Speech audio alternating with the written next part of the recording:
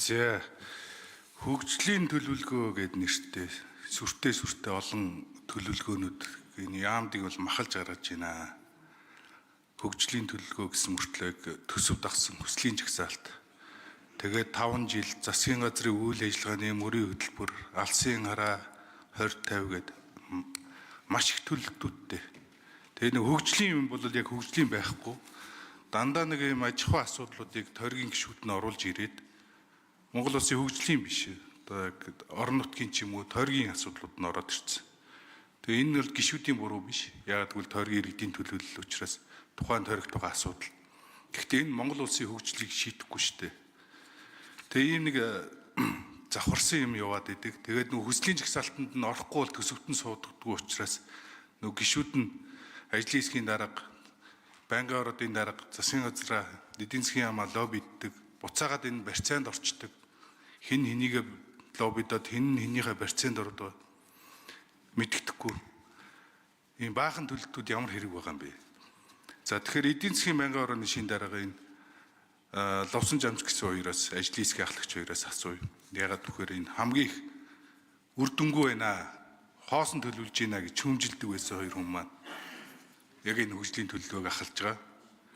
Тэгээд үнэхээр энэ хэмжигдэхүйц байж чадж байгаа юм уу? 26 оны хөгжлийн төлөвлөгөөний үр дүнгийн дүгнэлтийг асуугаад ерөөсөө хариулт авч чаддгүй.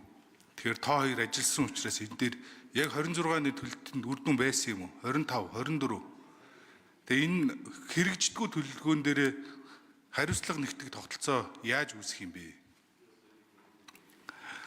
Хоёрдугаарт энэ төсөв дагсан энэ хүслийн жагсаалт оруулж ирж гишүүд нь ард иргэдийнхээ төлөөлөл болж ийн гэдэг энэ барьцаанд ордог асуудлыг яаж шийдэх юм бэ? Энэ суурьаар нь яаж өөрчлөх юм бэ? Энэ дээр одоо ямар ч дөрвтэй шинжилт хийх юм бэ? Хэрвээ үнэхээр хөгжлийн төлөвлөгөө байх ёстой юм бол яамынхаа оруулж ирсэн юмар л явъя л да. Тэгэхгүй ингээд нэг замын засвар, дээврийн засвар гэж юм оруулж ирээд яваадах юм. Тэр эрх мэдэл чинь засгийн газар орон нутгтаа байх ёстой биш юм уу? Хариуцлагыг одоо хинээс авдаг тогтолцоо байна уу? Хоёрдугаарт хуучин хэрэгжилт нь байна уу? Энэ олон төлөвлөгөө хэрэгтэй мүү гэсэн 3 асуултыг ажлын хэсгийн дарга, эдийн засгийн байнгын орны дарга хоёроос асууя. За хариулах уу? За заяа болдор эдийн засгийн байнгын орны дарга хариулъя. За анар гишүүний асуултанд хариулъя. За тэгэхээр жилийн төлөвлөгөө гэдэг үр дүнгүй төлөвлөгөөнүүд явж байна гэж шүүмжилдэг байсан гэдэг. Тэгээ энэ дээр бол би санал нэг байна. Би өмнө бас ийм зүйл хэлдэг байсан. Угаасаа төлөвлөж байгаа төрлийн бодлогууд хэрэгжүүлэхийн тулд явах ёстой. Хэрэгжихүүц байх ёстой гэдэг нь бол үнэ. За энэ удаагийн энэ аудит хөгжлийн бодлоготой холбоотой ер нь асуудлууд Монгол Улсын хөгжлийн бодлого төлөвлөлт удирдлагын тухай хуулиар 3 янзын хугацааны бодлогод байгаа. Урт хугацааны бодлого алсын хараа 20 байна. Дунд хугацааны бодлого гэдэг манад маш олон баримт байна. 10 жилийн хөгжлийн хөтөлбөр байна, 5 жилийн хөгжлийн хөтөлбөр байна, засгийн газрын үйл ажиллагааны хөтөлбөр байна. Засгийн газрын үйл ажиллагааны хөтөлбөрийг хэрэгжүүлэх арга хэмжээний төлөвлөгөө гэдэг байна. За дараа нь багийн хугацааны хөтөлбөр гэдэг энэ жилийн төлөвлөгөө төсөв байгаа. За аудит энэ дээр бол хийгдсэн юм байна лээ. Би өнгөрсөн онуудын аудитын дүгнэлтүүдийг би бас авч товч гүйлгэж харсан. Энэ дээр юу гэж нэхэр зэрэг энэ төлөвлөлт нь өөрөө хэрэгжихүүц бус төлөвлөсөн байна. Энэ бодлогын олон баримт бичгүүд нь хэтэрхий их давхцсан байна гэсэн ийм дүн мэдээллүүдийг өгч байгаа юм. Тэгээ энэ дээрээсээ үүдээд энэ улсын хурлын даргын одоо захирамжаар байгуулагдсан ажлын хэсгийн хүрээнд энэ хөгжлийн бодлого төлөвлөлтийн тухай хуулийг эргэж харъя гэдэг ингээд энэ дээр нэлээдгүй ажлууд хийгдээд хөндлөнгийн одоо мэргэжлийн байгууллагуудаар судалгаа хийгдээд явж байгаа юм байл. Судалгааны үрдэл тайланг бас хүлээж авч бас харсан. За энэ дээр бол нэлээдгүй энэ хөгжлийн бодлого баримт бичих юм бол нэлээдгүй хүрх үр дүнлүүгээ чиглэсэн заалтуудыг илүү төлөвлөж явъя. За тэрийг дүгндэг шалгуур үзүүлэлтүүдийг оноож явъя. Тухайлсан төсөл арга хэмжээг ингэж нэр огноо зааж явах нь буруу юм байна. Ер нь бол үр дүнлүүгээ чиглэсэн ийм бодлогын баримт бичгүүд байх ёстой гэсэн ийм одоо хөндлөнгийн ажлын хэсгийн орчилсан ийм саналууд гараа явж байгаа гэсэн ийм мэдээллийг бол авсан гэдгийг хэлье.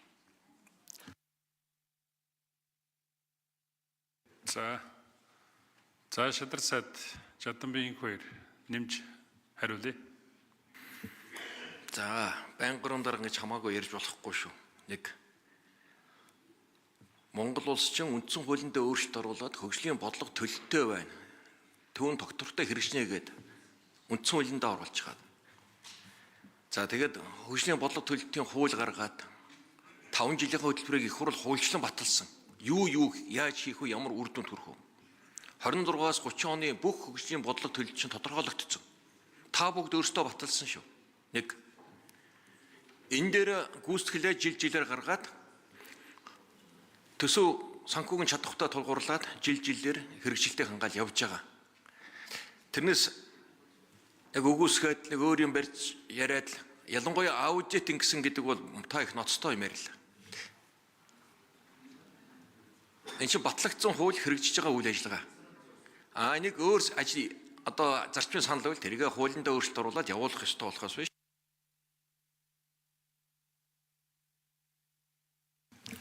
За, ажлын хэсгийн дарга Лувсан Жамц гишүүн нэмж хариулъя.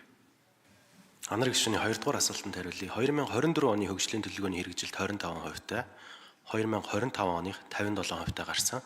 Энэ жилийн хувьд бол эдийн засгийн хөгжлийн яамнаас өргөн барихад өмнөх жилүүдэд харьцуулахад харьцангуй зөв агуулгатайгаар хөгжлийн төлөвлөгөө өргөн баригдсан. Энийг бол сайн ашиглаж байгаа. Гэхдээ шүүмжлэх зүйлүүд мэдээж байгаа. Жишээлбэл 5 жилийн үндсэн чиглэлээр туссан шалгуур үзүүлэлт 516 байгаагаас 393-ыг нь л өргөн барьсан. Тэгэхээр нэг жилийн хөгжлийн төлөвлөгөө маань юу руу чиглэх үү гэдэг дээрээ туссан байгаа гол агуулга болох энэ 3 дугаар хавсралтаа жил болгон өөрчлөлт авах юм бол хөгжлийн бодлого тогтвортой байна гэдэг заалт маань өөрчлөгдөж байгаа гэсэн үг. Тэгэхээр хөгжлийн бодлого төлөлт дээр бид нэр энэ хөгжлийн төлөвлөгөөн дээр төсөл арга хэмжээ бичих биш, арга замаа бичих хэрэгтэй. Боловсролын чанарыг сайжруулна, хүртээмжийг сайжруулна. Тэгээд намар төсөө барихтаа яаж тэрэндээ хүрэх гэж байгаа юм бэ гэдэг төсвөө тавих хэрэгтэй. Төсөл арга хэмжээгээ тавих хэрэгтэй. Ингэж засах зүйлүүд хийх хэрэгтэй болов уу гэж бодож байна. За, Анар гишүүн нэмж тодруулъя. Тэгэхээр ингээд 57%-тэй манайх чинь юу лээ 80-аас дээш бол хэрэгжсэн гэж дүгндэг үлээ. Тэгээ хэрэгжихгүй байгаа энэ төлөвлөгөөнүүд дээр ямар хариуцлага хэн хариуцлага яаж үрдэг юм бол засгийн газар үйл ажиллагаа би одоо засгийн газар болгонд сонслоо дандаа л хангалттай сайжилсан гэдэг. Тэгээ энэ тоо баримтаар хэрэгжихгүй. Хоёрдугаарт энэ үнэхээр асуудал байгааг нь бүгдээрээ л мэдж байгаа шүү дээ. Энэ хөгжлийн төлөвлөгөөн дээр яамаач ажил хийлэгдгүй төсвүүд дагаж ингээ хүслийн жагсаалт явуулаад байдаг. Их хурлын гишүүд нь бас энэ суур асуудлаа өөрчлөхийн талаар ярих хэрэгтэй юм шүү. Тэгэхгүй одоо энэ төсөл хөтөлбөрийг манай орон нутагт хийж өгөөч, энэ салбарт хийж өгөөч гэд ийм хүслийн жагсаалтуудыг л ингэж оруулаад ах юм. Энэ гол асуудлаа өөрчлөх хэрэгтэй юм шүү.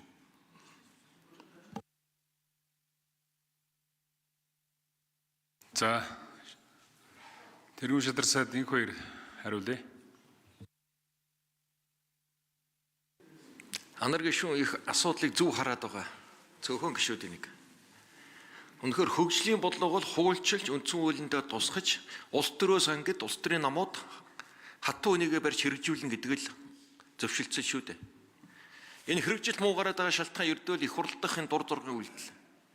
Нөгөө хуулийн шаардлага нийцээгүй, зураг төсөлгүй, их усргүй, хөндлөнгөөс оруулсан 100 саналууд ихнээдийн одоо энэ зардлын энэ оруулсан жагсаалт чинь энэ хөгжлийн бодлогын хэрэгжилтийг үзүүлэлтүүдийг унгааж байгаа зүйл байна. Энэ дээр бүр засгийн газрын оруулсан хэрэгжилт өндөр гардаг, гишүүдээ оруулсан бага гардаг. Яг гэвэл зураггүй, төсөлгүй, их усргүй.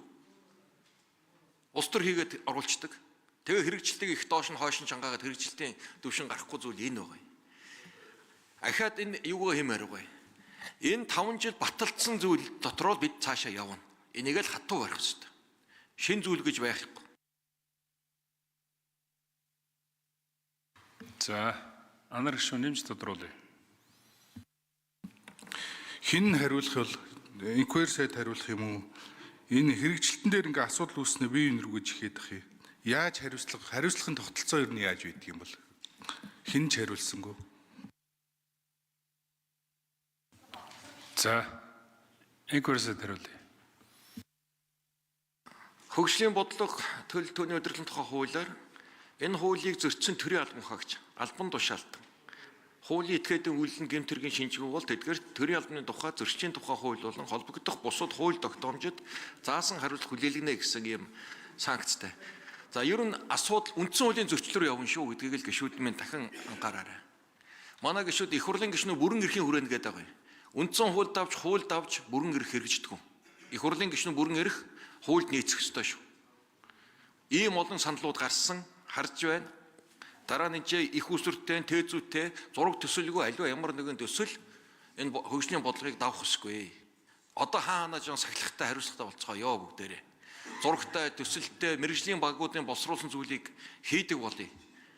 Хөгжлийн төлөв гэдэг чинь бие даасан институт хийдэг, ур чадвар шаарддаг мэргэжлийн ажил шүү дээ.